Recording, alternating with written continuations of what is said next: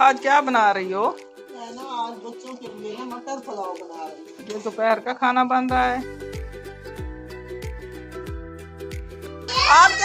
आपके लिए चावल बन रहे हैं मटरों वाले। आपने चावल खाने हैं? आप लोगों ने चावल खाने हैं मटरों वाले? खाने हैं कि नहीं खाने? माशाल्लाह बच्चे बहुत शौक से खाएंगे। ये चावल हमने बनाए हुए हैं ये दोपहर के खाने के लिए। साथ पुदीने की चटनी भी बना लेते हैं।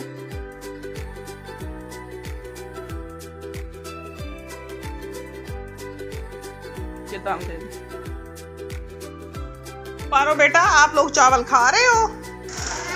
माशाल्लाह माशाल्लाह, ये दोनों बहनें हैं और ये चावल इनकी फरमाइश पे आज हमने चावल बनाए हैं दोपहर के खाने के लिए। ये अब चावल खाएंगी। गरम है? खाना खा लो खा लो। हाँ ये आप भी खाओ। आपने दुआ नहीं मांगी? आप दुआ तो मांगो। माशाल्लाह माशाल्लाह, दोनों हाथ खड़े करके दुआ तो मांगो मेरी बेटियां। शाबाश, अल्लाह मियाँ बहुत ज्यादा दे, रिज़्क़ सब लोगों की खैर हो।